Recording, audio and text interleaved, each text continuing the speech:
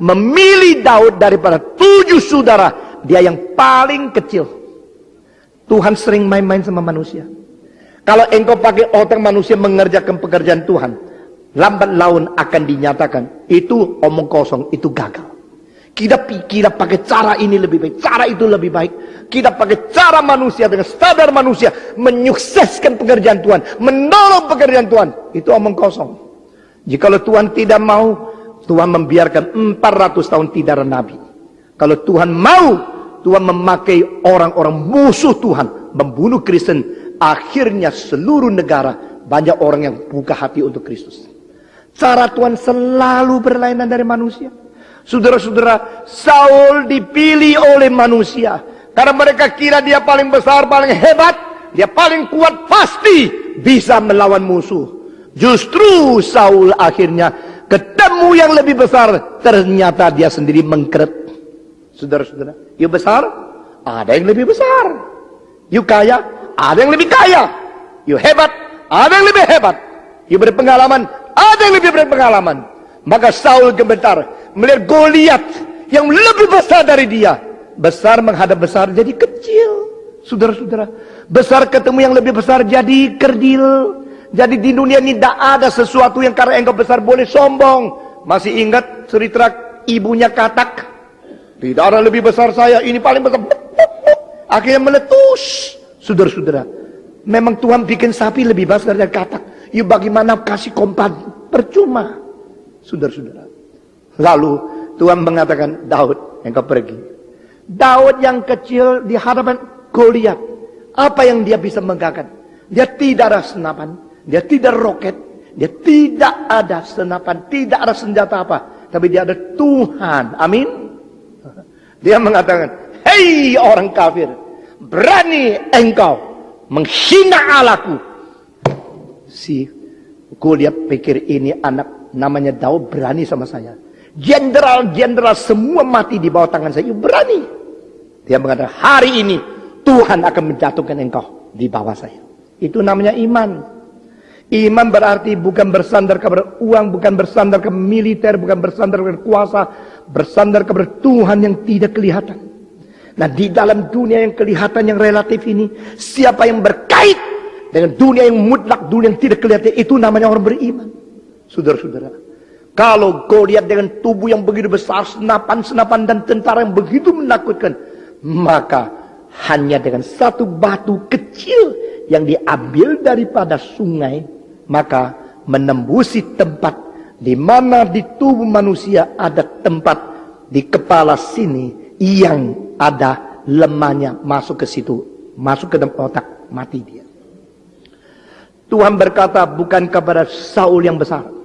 Dia berkata kepada Daud, aku akan menjadi ayahmu. Kau akan menjadi bapak, menjadi anakku. Nah, perjanjian ini akhirnya menjadi satu upacara yang harus dikatakan. Jadi setiap kali pelantikan raja, generasi bergenerasi, di dalam tradisi orang Yahudi, maka dibacakan ayat janji Allah dengan Daud. Nah, saudara-saudara, aku akan menjadi ayahku, engkau akan menjadi anakku. Dan kalimat ini menteguhkan supaya setiap raja mengetahui mereka dilantik dan mereka diberkati, mereka disertai, mereka diberi kekuatan oleh Tuhan Allah yang akan menjadi ayah dan mereka adalah anak. Saudara-saudara, di dalam semua itu monarki seluruh dunia, politik dan kebudayaan selalu menganggap raja itu adalah anak surga, anak Allah. Di dalam peribahasa Tionghoa, Tianzi, the son of heaven. Demikian orang Jepang, raja mereka itu adalah anak daripada surga, yaitu dewa yang turun lalu melahirkan anak-anak. Keturunan dewa itulah yang menjadi raja. Saudara-saudara, kaisar Jepang disembah sujud karena orang Jepang menganggap bahwa kaisar mereka itu adalah seperti Allah yang berdaging. Saudara-saudara, itu semua konsep antroposentris. Tapi dalam kitab suci memang ada. Allah berkata, aku menjadi ayahmu, engkau menjadi anakku, kepada Daud. Dan Daud adalah raja pertama yang berkenan di hati Tuhan, yang ditetapkan oleh Tuhan, bukan Saul yang Tuhan tetapkan di dalam rencananya untuk melambang Kristus. Sebenarnya yang sesungguhnya anak Allah itu bukan Daud. Sesungguhnya anak Allah itu adalah Kristus yang dilambangkan oleh Daud.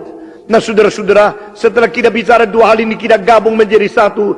Yaitu Allah di dalam kekekalan, ada anak yang keluar dari substansi Allah melalui kelahiran kekekalan.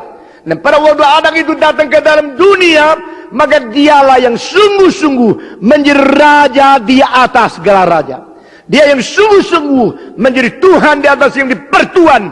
Dia yang sungguh-sungguh layak menerima kalimat ini. I will be your father and you will be my son. Engkau akan menjadi anakku. Berarti di dalam proses. Maksudnya kekekalan sama kesementaraan sudah mempunyai koneksi melalui inkarnasi. Saudara-saudara, Yesus adalah Allah yang menjadi manusia. Semua 1, 2, 3. Yesus adalah Allah yang menjadi manusia. Dia adalah Allah di dalam kekekalan, tetapi menjadi manusia di dalam kesementaraan. Dia adalah Allah di dalam kemutlakan yang datang ke dalam dunia relatif. Dia adalah Allah di dalam dunia pencipta yang turun ke dunia di dalam hidup yang dicipta. Nah di sini kita melihat kekekalan, kesementaraan, mutlak sama relatif, pencipta dan yang dicipta tidak kelihatan. Sekarang bisa menjadi satu. Karena apa? Karena inkarnasi. Saudara-saudara, Yesus Kristus adalah Allah yang menjadi manusia. Engkau bilang ini saya sulit mengerti. Saya juga mengetahui bahwa dengan kalimat-kalimat manusia di dalam bahasa yang terbatas, tidak ada satu orang bisa menyadarkan roh engkau untuk mengerti hal yang begitu besar. Namun demikian sebagai manusia yang diperintahkan Tuhan memberitakan firman, kami harus dengan jujur memberitakan doktrin yang penting ini kepada engkau. Dengan doa di dalam hati, kiranya Roh Kudus memberikan pencerahan ke dalam hatimu. Saudara Pitt tadi mengatakan, seorang yang mengatakan saya tidak mengerti Allah Tritunggal. Saya tidak mengerti. Tidak mengerti Allah Tritunggal. Kalau sampai puncak tidak mengertinya, lalu tetap membela Allah, akhirnya membunuh orang. Saudara-saudara, mengerti Allah Tritunggal, puncak pengertiannya menjadi cinta kasih kepada orang lain, seperti Allah tiga pribadi berkasih satu dengan yang lain. Ini menjadi sesuatu konsekuensi.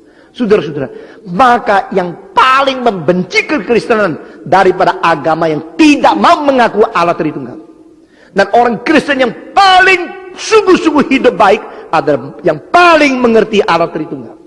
Ini dalil. Saudara-saudara, Allah Tritunggal begitu sulit dimengerti, karena itu bukan hanya terjadi dalam pengertian wilayah kognitif.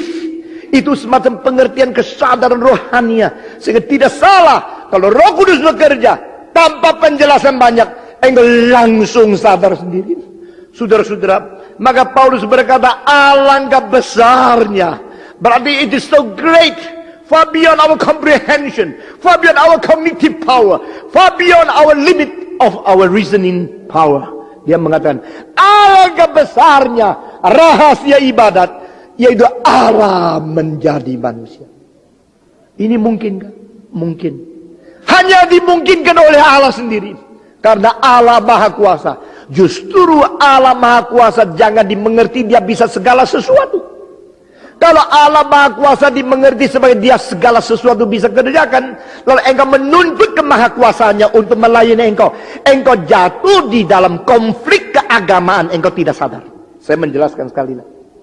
Kalau engkau percaya Allah itu Maha Kuasa, dan pengertian itu dimengerti sebab Allah bisa lakukan segala sesuatu, lalu itu menjadi tuntutan engkau kepada Tuhan Allah, engkau akan jatuh di dalam konflik konsep agama, di mana engkau akan memperbudak Allah untuk melayani ambisi engkau, menyuruh dia kerjakan apa yang you mau suruh dia kerjakan. Itu kejatuhan agama yang luar biasa dahsyat. Oh Tuhan, aku percaya engkau Maha Kuasa, sekarang sembuhkan saya. Jikalau Allahmu Maha Kuasa, jalan di atas api, seperti kamu kau dengar. Ini semua adalah kejatuhan agama yang paling dahsyat, di mana memperalat pengertian bahwa Allah Maha Kuasa, dia melakukan segala sesuatu, dia bisa segala sesuatu, tetapi dia harus diperintah oleh saya sekarang. Itu namanya doa. Doa semacam begini sedang berdosa, Maka saudara-saudara, banyak penginjilan dilakukan dengan cara penipuan yang tidak sadar. Saya baru dengar di satu kota yang tidak lama yang lalu saya mengunjungi.